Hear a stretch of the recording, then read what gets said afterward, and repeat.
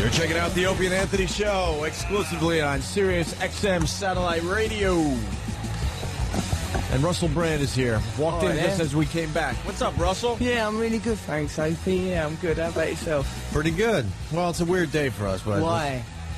We lost part of our gig today, but we're good. Oh, sorry to hear that. You might want to pick up the newspapers. Well, you lost part of your gig? Just part. Remember the last time you were here, you saw us at the other joint? Yeah. We're not doing the other joint anymore. Oh, that's a shame. I'm sorry to hear that. But now we don't have to worry about lawyers, and there's some positives that come out of it. Yeah, there's a bright side to that, I would say. I mean, you did some radio, obviously, and you understand how ridiculous the lawyers and the PC police, whatever the fuck you want to call them, could be, right? I'm banned from radio now in the UK. I know. So, I feel Good you. one. The whole country. Oh, yeah, the whole nation.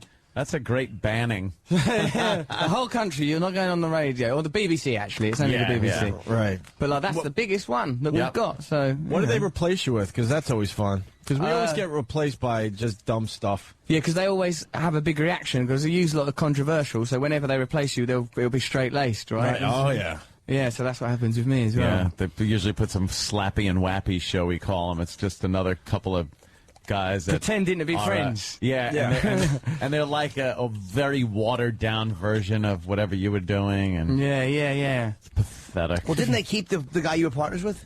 Oh no! Is he gone too? Yeah, but all my mates lost their jobs. They're all really, really pissed off. I bet, huh? And the guy you were doing the show with, I think he's like he did radio for a really long time, right? Oh no, Jonathan Ross. Now he's like like I used to do the show with my mate Matt, right? And we're proper like friends. Jonathan Ross, he's a friend of mine, but like he was a famous man when I was a kid. He's like our country's version of Letterman, really. And so when we got in trouble, it was a big deal. Not so much because of me, because they expect controversy from me, but Jonathan Ross, he's a big star in the UK. That's like Letterman doing something outrageous. So like Letterman do something mad, crazy. Yeah, no, what? And the whole country just went berserk because they don't expect that. All right, now Jonathan. I got it. Yeah, that's what it was.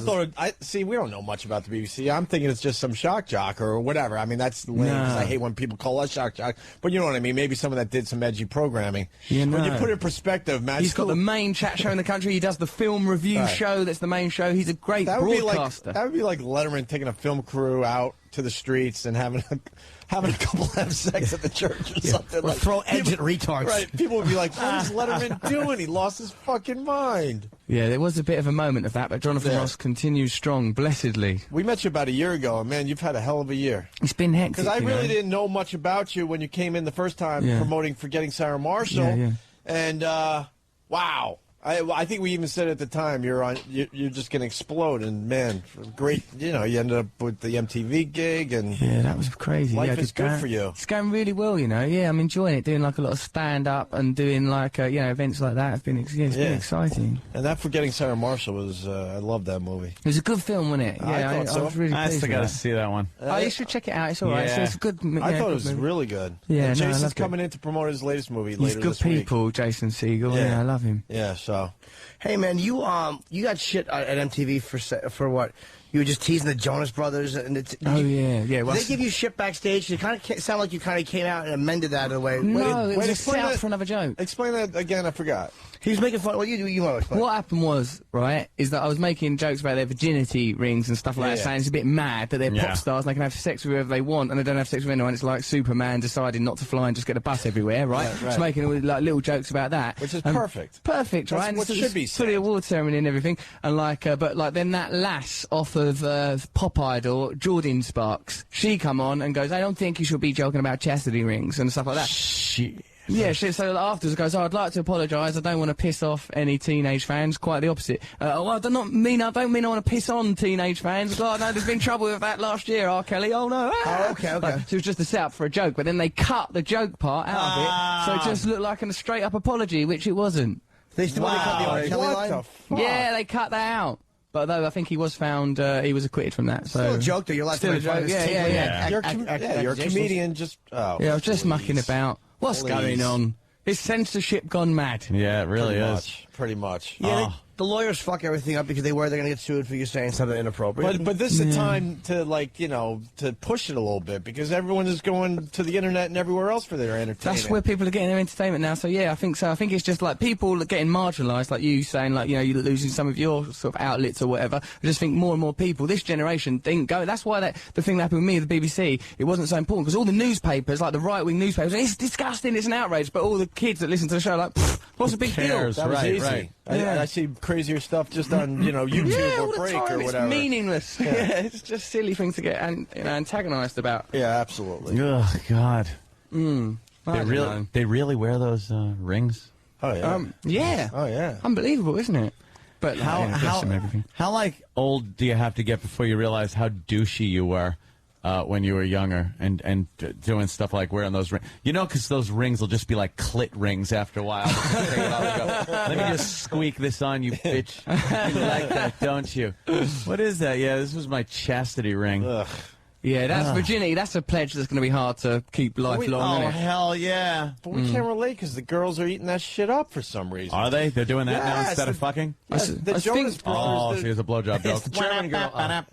I think what it is, they want safe young men so they don't feel like, you know, they're less frightening kind of characters. They don't want sort of terrifying men. They're like, well, I want to devour you. Well, I remember, like, Hanson, when they came out, they were like that, too, saying, like, well, we don't believe in the premarital sex. And that one wound up getting married at, like, 18. He's like, yeah, I can't have premarital sex, but I'm going to get married in a second. Yeah, because he's got these fucking chicks throwing themselves at him. He understood that he needed to get some pussy. Yeah.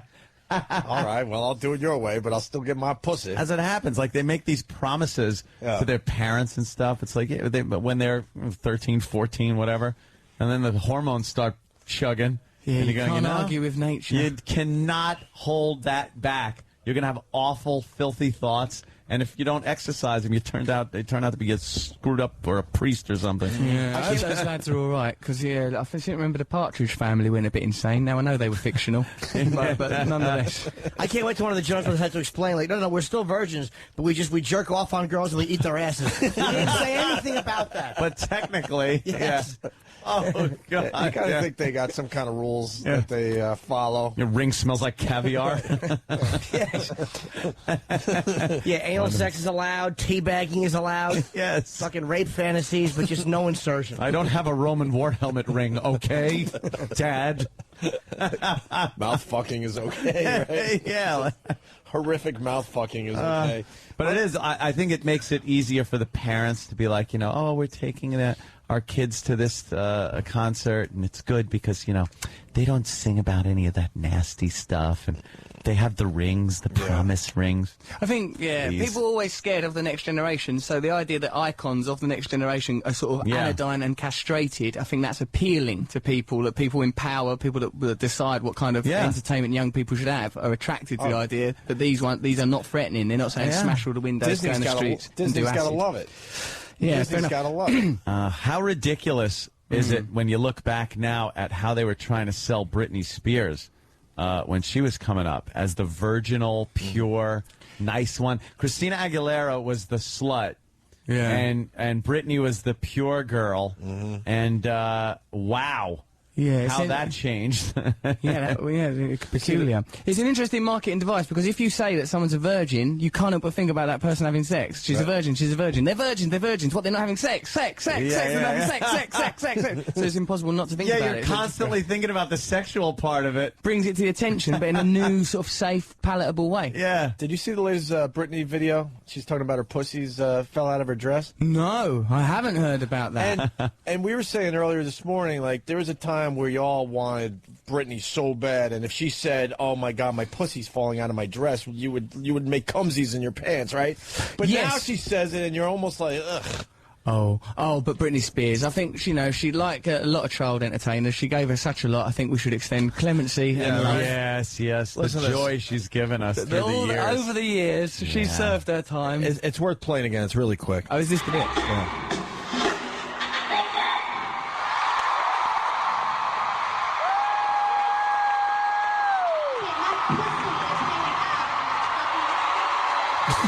My pussy is coming out of my fucking dress skirt, or whatever. Yeah, that's got to be a big one. And see the reaction he had? You had kind of the reaction we did. Like, Well, I'm supposed to be turned on by that, but I just picture like melted Turkish taffy coming out from the bottom of her. I don't know. It sounds like the pussy made a decision to come out. Yeah. That's what I like as if it's independent. yeah. My pussy is coming out of the fucking apartment when I'm sleeping and buying blunts. With these slug trails all over the neighborhood. All right. Hey, Russell's promoting a book, My Bookie Walk. Yes, that's my autobiography. Yeah, that's why I'm here. Right, okay, focus. Oh, we should get a couple plugs in. Yeah, let's get them in. My Bookie Walk, That's my autobiography. A memoir of sex, drugs, and stand-up. And first time we met you were telling some of these stories. Of course, yeah, and of I'm course. sure you got a ton of stuff. Yeah, that's it. It's an interesting book, that Bookie Walk. It does try. Yeah, before I, sort of got clean, I was obviously, as all people that are drug addicts, I was a chaotic individual. I was addicted to crack and heroin. Lived on the fringes of criminality and madness. So, like, my book sort of charts that kind of period. It's all about, sort of getting in mild criminal danger and lots of hullabaloo and sex and crack lunacy. and heroin. Yes, which is in a way they sort of cancel each other out. So it's like doing nothing. Pull up, pull down. Right. Should have picked one. I know, yeah, in a way, pick a team and stick with it. Stick with it, yeah. Right. You either want to be a drooling idiot in the corner or sort of anxious, grinding, paranoid nut. I oscillated between the two of those things, and it was very damaging to my career. And your music choices must have been very different, depending on what drug you were using. Yeah. Oh my God, I can't listen to Leonard Cohen now. Right. Put Public Enemy on. Oh no, she is. Always in strange moods. It was difficult to soundtrack that stuff. And you picked two perfect artists, Public Enemy or Leonard Cohen. Yeah. You're hosted again this year, right? There's been some. How come people keep asking me this question though? Because there's been. I think there's. I'd be very flattered to do it again, even though it was intense and very difficult, and the death threats are always. So I've got some death threats. Did you really? Yeah, but I sort of think if someone sends you a death threat, they've got it out of their system. Also, they've alerted you to the possibility of death, so you're on your guard and ready. What were they threatening you for? What did you say they didn't like? The George Bush stuff? thing. Yeah, it so, has like, to be just made a quick. stuff. It's only sort of a little bit of a joke. Yeah. Yes, I said that. But, like, of course, but I imagine the death threats kind of come from people who listen to your show. Otherwise, all the mail would be coming here, I'm guessing. Yeah. It's amazing, right? We don't get the threats. We just get the people that stand outside when we're walking by with that weird look on their face. Really? It's like, well, given the opportunity, I think that guy would kill me. Right, yeah. Yeah. They say hello. Yeah. I was thinking of that it must be so odd for the president of the United States, because you're just kind of a guy, you're hanging out, doing what you do, and then you run for president, you're the president, and now, no matter how good you are, there are crazy people out there that want to kill you. It's extraordinary. Like, it comes with the job. Like, all of a sudden, you're just a guy, you're hanging out, your wife, your kids, you have fun, and then people want to kill you. And you need this whole contingency of guards and everything to protect you from having that happen. Yeah, people should just say, well, he's going to die one day, I'll just wait. Yeah, wait it Just out. wait it out. People will eventually do die. It's proven. Yeah, it is a odd little gig. I started down the drug path. How long have you been sober now? 6 years now, mate. Yeah, one day at a time. It's much easier. I was in a lot of bother. It was a silly little business, really. I'm fascinated. Jim Norton, and he talks about it, so I'm not saying anything crazy here. I'm fascinated by his story because he stopped everything at 17, Jimmy? 18. 18 years old. And we think that's amazing because I think everyone at 18 was like, rocking some kind of substance. If you look at the way you were when you were 18 and you're drinking and drugging, right, everybody should stop and just not do it, because you're not responsible at that point. If you're getting into your 20s and you're still acting silly when you're drinking and doing drugs, then you have a problem and have to, like, stop doing them. But at 18, it's like everyone's a douchebag at 18. And we always ask him, how did you fucking know at 18? He must have known. I suppose if you know that it's destructive, you must have been feeling like sort of sick and it was getting out of control and you're going to get into trouble. I suppose if you know, right? With something like that. But that definition, that's most 18-year-olds. Yeah, when you talk about, most people don't walk down most 18-year-olds don't call the FBI. There's the problem. They don't. I didn't call the FBI when I was 18. I left them alone. They don't fucking cut themselves. Most 18-year-olds don't. It's all the shit you do that even your friends who are fucked up aren't doing. That's it. When you notice your friends are not as bad as you, then you sort of think, oh, this is a problem. Then they got a problem. Right, they need to commit. Right. Are you going to commit to this You drug guys addiction? are pussies is the problem. Yeah. You know, maybe, I don't know. Either you had a very bad drug problem or your friends were cowards. But because of the combination of both. But the FBI thing, you know, that suggests to me that I think you did the right thing. My friends in the 700 Club never understood it. It was mostly booze, though. It was more than drugs, it was booze. I love alcohol, yeah. Yeah, it can mess Loved you it. up. It's just It is, Did you puke a lot, Jimmy? Every night I was bleeding. night you're I was puking? fingers down the throat guy. Really? Just to get- Every night I drank. Because you didn't like the bed spins? No, I would make myself throw You up. ever wake You up? imagine they were fingers? Yes, exactly. Your uncle? It was so odd. These black hands would grab my head, and it felt like fingers with a little mushroom on them. Thank God for that. You ever wake up in the middle of the night power booting? No, I never puked in my sleep That because is I a couldn't get to sleep if I was wonderful dizzy. Power booting. Vomiting. Yeah. Projectile. comes from within. Projectile vomiting. Solid, like, impressive. Vomiting from the diaphragm. Fucking, Right, a real commitment to like, Yeah, these yeah. guys are like, you almost feel like you're going to hit the ceiling if you're laying on your back. And you wake up in the middle of the night like, what the fuck? Your eyes are like Schwarzenegger's at the end of Total Recall Yeah. when they got thrown out onto the Right. planet's surface. Yeah. Blah! You ever have a dry heave where it feels like your pupils are just gonna fucking shoot blood? Yes, I feel like at war with my body. I sort of think, look, I've got nothing left to give. Stop the vomiting. That'll do. Yeah, every muscle is tightening up and there's just nothing left. Yeah, that's no way to live. Oh, no. Do you miss it, Russell? Not when you sort of talk about the dry heaving and ringing the FBI and self-harm and all that madness. What part of it do you miss, though? The, like, being able to switch your head off, not always thinking the whole time, the chaos, the irresponsibility, the madness of it, being able to thinking, yeah, I'm living on the edge, man, I'm crazy, you know, and being not embarrassed about doing stuff, being able to go out and go mental. I miss those things, but when it became too high a price to pay, you know, sort of getting in trouble, bringing crazy people into work, getting arrested, getting thrown out of jobs and all that, I wouldn't have stopped if I didn't have to. I would have carried. That's why I think, you know, Jim stopping at 18. So There was I a don't think you'd definite stop unless you had to. line then between things you would do and things you wouldn't do, but depending on if you were Oh, drinking. yeah, totally. See, I think that is the defining point in somebody needing to stop drinking, is if there are certain things. I think everybody does certain things that they wouldn't do when they're drinking and when they're not drinking. Whether it's, you know, just going up and approaching a girl to talk to her at a bar after a few drinks, if you're a shy guy like that, or calling the fucking FBI and walking down the street with a butcher knife or something like that. But I think there's a happy medium somewhere in there where you're able to have some fun, you're not fucking shit up, you're conscious of what you're doing. You just got to deal with the hangover in the morning. Right, yeah, I think when it's like I'm that, rationalizing my own Is that what's happening? boozing, by the way. That's what I just did. Well, I knew. I mean, so my first drunk, the first time I got drunk with my friends, we were in a tent, and I was drinking rum, and I went to a supermarket, and I pulled out a box cutter, and I wanted to walk in and cut somebody with it, because I didn't like how he shook my hand. All right, and... What I'm saying is, if you learn how to shake hands, there wouldn't be an alcohol problem in this country. You could have still been drinking. Yes! Firm, but not too aggressive. No clamminess with the handshake. A commitment to a handshake. No, there should be no sexual element to a handshake. No individual fingers on the palms. No elbow grab with the loose hand. That's too much. Yeah. That's like, why would you grab that elbow? What are you trying to prove? That Just could a be simple, very firm affectionate, hand. though. Yeah. I don't mind the hand cup. That when someone cups the hand, that could be a very affectionate Cup the balls is gesture. even more affectionate, I prefer by that the way. a lot. You fucking pinch my taint and say, good job, I'm yours for life. Now, the box cutter incident. Yeah. What stopped you? I think that, I don't remember. I was in kind of a partial blackout, but I remember people just... I couldn't think you can't do it. I don't remember why we walked away. The next thing I know, I was fucking vomiting bread balls in a tent. Ugh. Who's bread? My buddy Bread. The whole band. The whole fucking band was there. Oh, shit, that's it. God damn it. That's why they split up, I imagine. Bread ball. You came between them. They all wanted my mouth. One got stuck in the ass. That was the drunk right thing. So I'm leaving. Russell, what was the episode for you? I got arrested at the Edinburgh Festival where I was doing stand-up comedy, and I got for the security there. I was on stage doing stand-up. I got into a confrontation with a member of the audience. The security of the gig sided with the member of the audience and threw me through a glass door, gashed up all my leg, lost loads and loads of blood, had to go to the hospital, tried to get some kids in the foyer of the hospital to go and score me some heroin. They never came back. Unreliable children. I resent them to this day. Then I had to stitch up my leg. I got sacked from that job.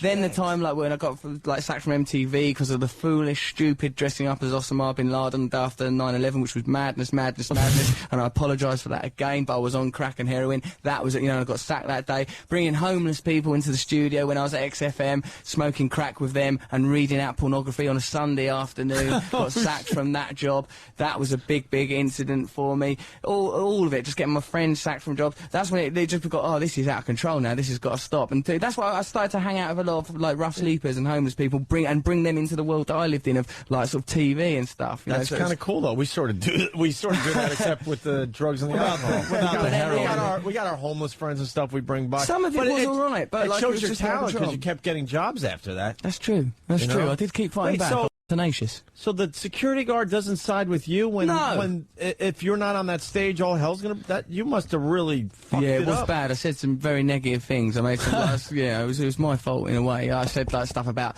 what I said was that we're all responsible for one another. So if one individual commits a crime and like and there were high profile crimes going on at that time, it goes, we can't just blame that individual. We're all responsible. People didn't like that. Oh, they don't want to hear that. No, and I wasn't very skillful. I wasn't very skillful, so I said it in a bit of a crazy way. There was an argument for it, but I didn't make it very well because of the crack and heroin. What was let me ask you, my last night out, when I finally said, I gotta stop, was not particularly eventful. Like, they say, remember, there's one bit of advice you hear when you clean up and get sober. They say, always remember your last one. Keep your memory green. But my last one was not a particular. Was your last night out a fucking...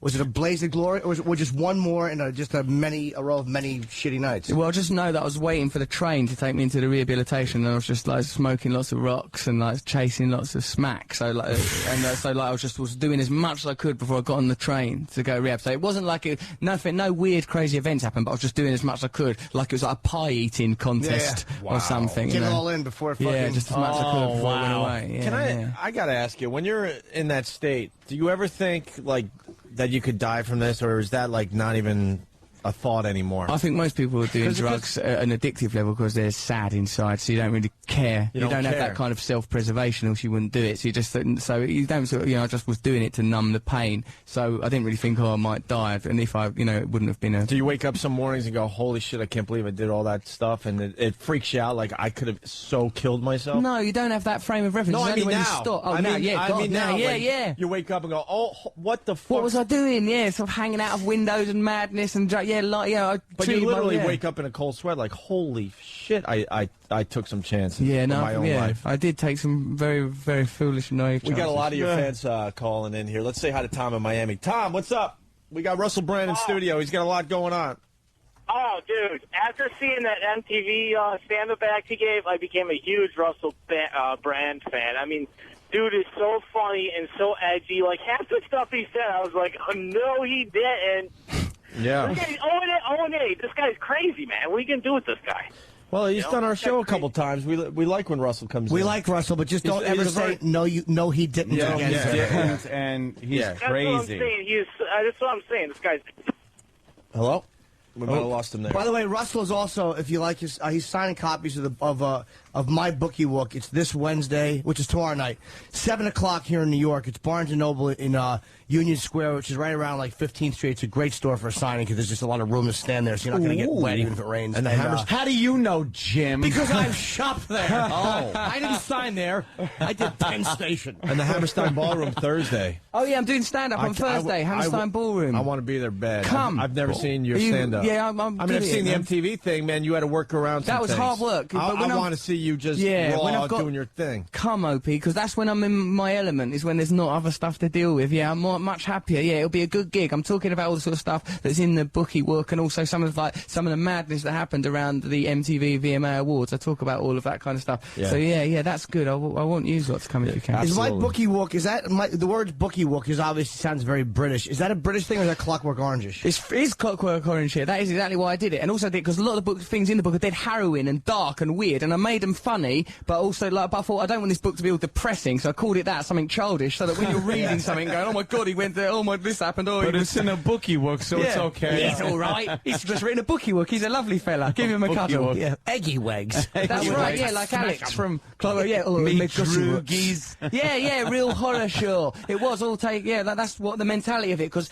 the menace, the sexy menace of the droogs. Can you get that film, by the way, in England? You can't get that now. It was banned for a long They've time. only just stopped banning it about 5 years ago. No shit. Yeah, because English people went all, like, they said, like, Kubrick, it wasn't the authorities that banned it. Stanley Kubrick himself said, I don't want that film being shown there. Them lot take it too seriously, and dressing up like it and going and doing things from the film. Oh, really? We got into it a bit too much in England, yeah. It wasn't Come banned on, by go. our government. Kubrick said he don't want it shown in this country. It's too much trouble. But he did say that because there was pressure. People going, oh, this film Clockwork Orange, kids are going out and doing it. That was Stanley. He's from the Bronx, too. It wasn't like he was a fucking British Yeah, guy. really. He made all his movies in England, though. He got, I don't know why he didn't like working here. He was a fucking odd guy. Yeah, he was a peculiar genius. Yeah, he really Kubrick. was. I really went out on a limb saying Kubrick is odd. you think? Predictable. I don't know what zilch. channel that is, but I just got to ring the bell. What do we do for that? Because there's a little monkey. Yeah, well. the yeah, lady's it's holding it. adorable. He's a lovely little guy. There's a lovely it? monkey. Look at it. It'll grow up and eat some woman's face. Oh, there's no doubt about that. He'll be bitter as he grows. Hey, did you have trouble with one of the Osbournes? I'm thinking of you. There was like you and Kelly get into it, or you and Oh somebody? no, that was not. No, that was was not you? to do Okay. with me. Like, she's a nice girl. Oh, Kelly, all the Osbournes. God bless a lot of them, but particularly Ozzy. No, I've never had any controversy Who with them. was it that had it at an award show? Bob Geldof called him a cunt, I think. Bob Geldof did Who's call Bob me a Geldof? cunt. He's Oh, the from fella out Boomtown of Boomtown Rats, sang the song yeah. Don't Like Mondays. Here's my comeback. He goes, Russell Brand, what a cunt. I goes, Bob Geldof, no wonder he's such an expert on famine. He dined out and I don't like Mondays for 30 years. Right? Because he's done all that Live Aid stuff. Yeah, so like That's he's right. alright. He's the Live Aid dude as well. That's him. Yeah. Why do you call you a cunt? Well, little I jealousy or suppose he what? didn't like me. You know, fair. You know, people are entitled to their opinion. But I'd only just got famous about 1 week earlier, so it was really upsetting. Like, all right, do you want to calm down? I thought you were kind. You're always giving out food to people. How about giving out some compliments and a bit less of the C word? Come on, Bob, sit down, do a record. So, Go ahead. no, I said it wasn't at the actual award No, it show. was, yeah, on Oh, stage. was? I All goes, right. please welcome Bob Geldof, and he'd come out with that. I thought, well, this is unnecessary. Wow, that is fucking. But he since said the comeback, he enjoyed the comeback so much that he forgave me on the spot. That was, you know, that's his stance on it hey. retrospectively, yeah. Are you remaking Arthur? Yes. I know that's that's been a rumor on the internet. I'm for a while. doing that, yeah, we're doing it at the moment. Really? All right, listen. We'll to be me. respectful to it. Don't. Yeah, we won't. We will have not ruin your memories of Arthur. Don't fuck it up. We won't. We'll be really good. Please Let's- don't fuck it up. Peter Bainham, who wrote Borat with Sacha Baron Cohen, he's writing it. So, like, he's a serious people We gotta involved. We'll be respectful. I love Dudley Moore. I'm from the same place as Dudley Moore, Essex, in England. We got to be honest with you. What Steve Martin did to the Pink Panther, He made it better. He's good. dude. Steve Martin is a very great comedian, of He's course. a shit heap. I certainly like his old Fucking stuff, but shitty, what he yeah. did with this Pink Panther, I can't even look at the fucking guy anymore. Don't do that to We will yourself. not disrespect Arthur. I promise you. I love that film. I love Dudley I Moore. can't- It will you guys are be. going to keep it edgy, right? Yeah, it'll be Please. really edgy. It'll be dangerous. It'll be banned. Remember Arthur? It'll only be available on your radio show.